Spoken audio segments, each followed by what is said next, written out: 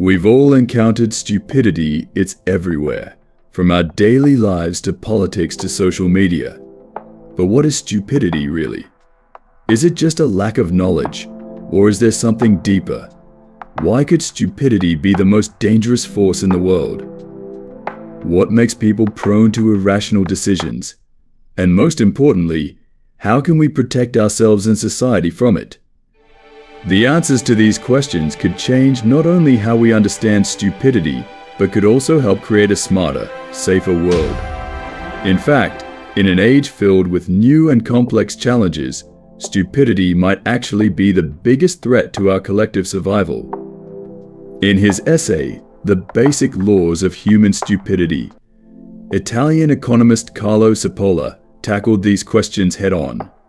Originally published in English in 1976 and intended as a private joke among friends, the essay took off and has since become a classic, translated into multiple languages and shared worldwide. Cipolla's take on human stupidity was simple yet profound. Stupidity isn't just about intelligence or lack of knowledge. It's something much more powerful, with predictable behaviors that have lasting impacts on society.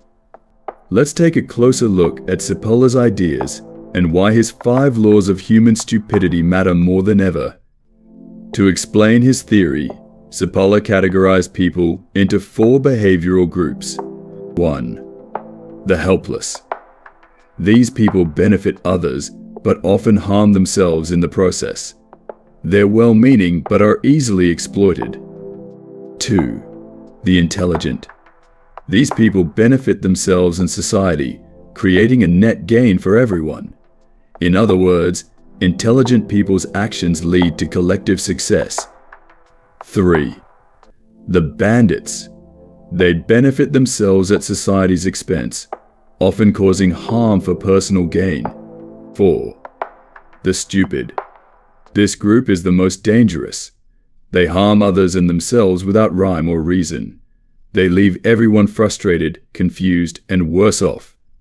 Intelligent people, he argued, provide net benefits for society. The helpless, while kind, often become victims. Bandits pursue selfish gain and exploit others. But the stupid.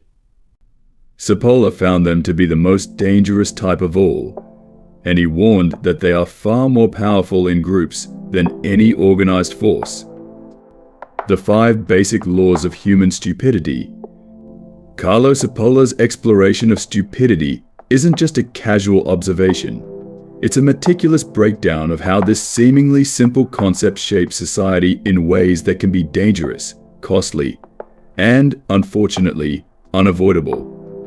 His 5 laws provide a surprisingly profound lens through which we can understand human behavior and protect ourselves from its pitfalls. Law 1. We always and inevitably underestimate the number of stupid people in society. We often think that stupidity is rare and that rationality is the norm. But Cipolla warns that this assumption is a major mistake. In truth, stupid people are more common than we think, and they're found everywhere. Whether it's in a bustling city or a quiet village, stupidity pervades all areas of life, making itself known in every social class, workplace, and community. This law forces us to rethink our expectations of human behavior. We assume that people, by and large, will make rational, thoughtful choices. But the presence of stupidity is so widespread and underestimated that we're often blindsided by irrational behavior, like someone making an illogical decision that affects not just themselves but everyone around them.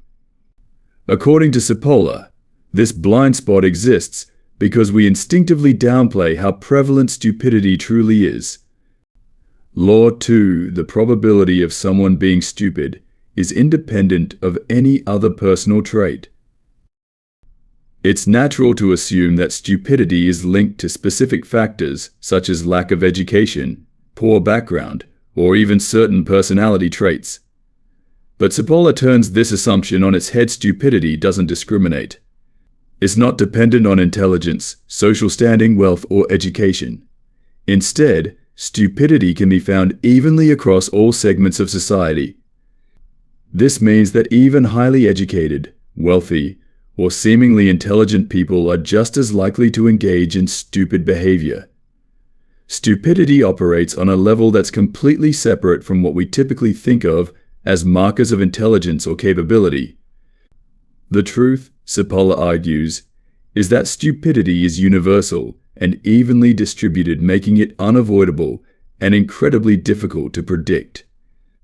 Law 3: a stupid person causes harm to others without gaining anything and often hurts themselves too. This law defines stupidity in Cipolla's eyes. It's the act of causing harm to others without gaining anything in return, and frequently losing something in the process. This means that the actions of a stupid person create a net loss for both themselves and others. It's not just thoughtless behavior, but irrational and harmful in a way that defies logic. Imagine someone who, out of impulse or sheer lack of understanding, ruins an important project at work. They might be hurting their team's productivity, damaging the company's prospects, and ultimately harming their own career. They gain nothing from this action, but end up worse off, along with everyone else. Cipolla stresses that this kind of behavior isn't simply mistaken or naive. It's a deep-seated tendency in certain individuals to ignore the broader consequences of their actions, leading to pain and loss. Law 4: non-stupid people consistently underestimate the harm that stupid people can cause. Here's where many of us fall into a trap.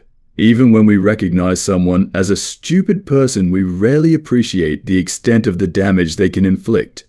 Non-stupid people, especially intelligent ones, often assume that the stupidity of others is harmless, or that it only affects the person acting stupidly. But Cipolla warns us against this dangerous assumption. Intelligent people often believe they're immune to the effects of others' stupidity, thinking that they can handle it or stay out of the way, but stupidity doesn't operate on logic or follow a predictable pattern, which makes it especially insidious. A single thoughtless decision or irrational act by a stupid person can catch others off guard and cause harm that they never anticipated.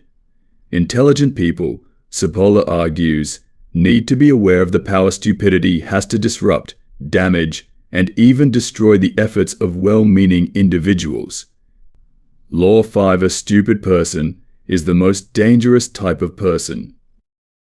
Cipolla's final law drives home the crux of his theory: stupidity is more dangerous than malice. Even though bandits, those who harm others to benefit themselves, can be harmful, they're at least predictable. A bandit acts out of self-interest, which allows others to anticipate and sometimes mitigate the effects of their actions. Stupid people, on the other hand, are unpredictable. They don't harm others to gain something for themselves instead. They act in ways that are irrational and self-destructive, making their actions impossible to foresee. This randomness makes them far more dangerous than anyone acting out of simple self-interest. Stupidity doesn't follow a rational pattern or strategy, which is why it can cause massive and unpredictable damage. So Cipolla concludes, while intelligent people and even bandits operate within a framework of logic, stupid people exist outside of it. Their presence is a destabilizing force in society because their actions defy comprehension and logic. This unpredictability, coupled with a lack of rational self-interest, makes stupidity the most frightening and dangerous force of all. If you're finding value in these insights so far, give this video a thumbs up, subscribe for more, and let's keep going. Here's an interesting question: why does stupidity make us so angry? Research shows that our disgust for stupidity activates a part of our brain called the insula. This area lights up when we encounter things like spoiled food, bad odors, or poor hygiene. Disgust, in fact, is one of the 7 universal micro-expressions, and it appears in social situations as well. In essence, Our response to stupidity is as visceral as our response to things that are disgusting. It's our body's way of protecting itself. So, what makes people prone to irrational choices, and what can we do to prevent it? Protecting ourselves and society from stupidity starts with promoting critical thinking. Schools, for example, can foster analytical skills and healthy skepticism. The media can play a part by providing balanced, well-researched information to help people make informed decisions. Developing emotional intelligence also matters. The more we manage our own emotions, the less likely we are to be led by impulsive feelings. Finally, open dialogue that encourages diverse perspectives can strengthen our collective wisdom.